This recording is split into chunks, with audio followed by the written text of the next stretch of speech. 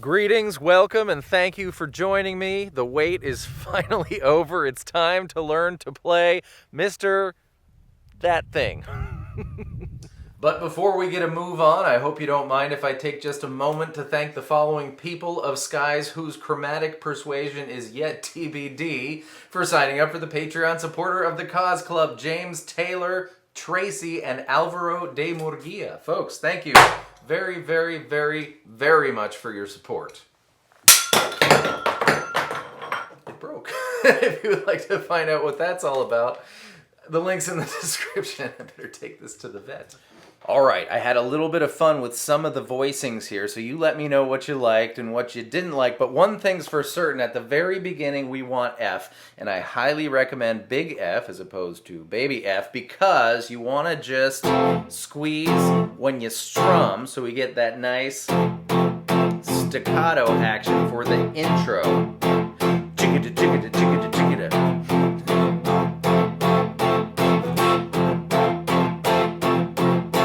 Then we're into the verse, which is still F. Cloud is shining. Clouds don't shine. Sun is shining in the sky.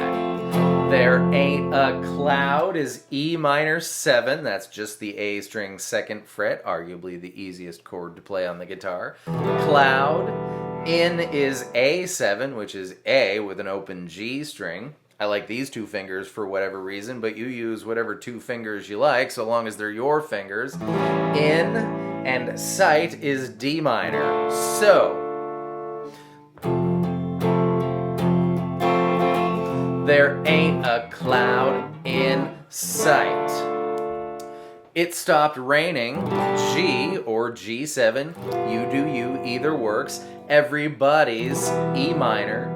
In the play, A7, don't you know, B flat, that's A1, and then with your ring finger on DGB3. It's a beautiful, I'm going to play C as a placeholder here, but we're going to have a discussion about that in a minute. Beautiful new day, F, hey, C, or C7. I like C7. Okay, everything we've done thus far, then this C discussion. Oh, we should have Kermie sing this one for you. F, F, F, F, F. Still F, then E minor 7, A7, D minor. It stopped G, E minor, A7, don't you B flat. It's a C, F, C7. Alright, so don't you know it's a beautiful new. Go ahead and play C if you want, there's no problem there. But how often do you get the chance to play C9? And not C add 9. C add 9 is when you've got your 4-finger G chord and your middle and pointer fingers go down 1 string towards the floor. C9 also means your ring and pinky fingers go up 1 string towards the ceiling. So, starting on the A string, we've got 3, 2, 3, 3. This chord, you see, is very B flat like. It's got the B3 and the G3 from the B flat, but it's also got this stuff from the C. So it's kind of like a C chord, but it's also kind of sarcastically, ironically hearkening back to that chord we were just playing 1 second ago. Don't you know it's a beautiful new day? So, instead of C, try C9 if you like. Or if you want a slightly dreamier option, which may be a really good fit here, this one's a little harder to get to, but it's really awesome. Try A3, G3, B3, and baby E1. This is B flat, add 9 or add 2 with a C in the bass. Getting that is impossible to land, so I would recommend getting these and then sometime in the measure adding that. Don't you know it's a beautiful new day? Hey, hey. Either of those choices are guaranteed to make you look highly interesting at parties. For the chorus, Mr. Blue Sky, please tell us why. We're going to start with D minor, but if you can remember to think ahead, use your pinky finger for that B string 3rd fret. So I've got E1, G2, B3, because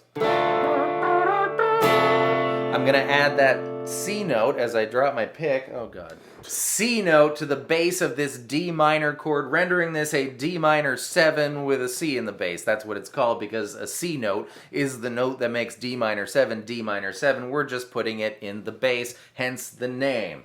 D minor, C in the bass, B flat, A minor, G minor, which is E3, A5, D5, F, then E flat, which is the same shape as B flat, but whereas B flat starts on this A string 1st fret, a B flat note, E flat starts on the A string 6th fret, an E flat note. And then B flat. You can go back down to B flat, which just like that, which is highly convenient because we're going to do it again starting at D minor, or you can play B flat here, which is also convenient because we don't have to go very far, as the way you play F, but on the 6th, 7th, and 8th frets. Here we go.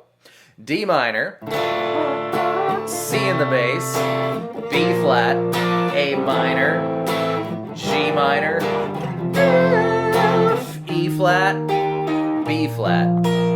Wherever you chose to play B flat. You're gonna go through that progression twice, exactly the same, and after the second time,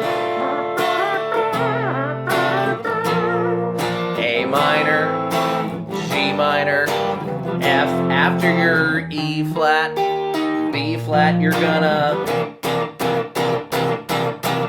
whatever you chose for that, curious C spot, whether you chose C9 or C, you could do C7 even, or this crazy chord, whatever you chose, that chord is our ramp up into the next verse. And now you know 95% of the song. For instance, the Robotic Mr. Blue Sky section is the verse progression. I don't have a robot voice, so I'm going to let Kermie take this one. He's going to do his Miss Piggy impersonation for the first half, and then he's going to do it in his regular voice. Mr. Blue Sky, Mr. Blue Sky, and so on. But of course I said 95%, not 100%, because there's one more chord we're going to use in this song towards the end. It's in the last verse. It's D flat. If E flat is the 6th and 8th frets, D flat is one whole step below that, maybe more commonly known as C sharp, but we already have a C chord in this song, so I'm going to call it D flat. Anyways, F, you did it right, but soon comes E minor 7, A7, D minor, creeping G, now is E minors on your A7, never B flat, I'll C9, here it is, D flat, E flat into the chorus. So on and so on and so on. Man, I love that. It's a different iteration of the Mario ending, right? The Mario ending would be, right? 3 major chords, one whole step apart each. The thing is, D minor is F's, same chord, F, F. D minor is F's relative minor, so the chords are very similar. This was a really nice rise into what we kind of all thought was going to be F, but they used D minor to, segue back into that chorus. Awesome. And the ba-ba-ba-da-dum-bum outro section is the chorus progression as well. So those are all the pieces. Go use your earballs and figure out which one goes where when, which means it's time for me to say your princess is in another castle. Thank you very much for being here. I hope that was fun and helpful, and I'll see you next time with more stuff. Goodbye.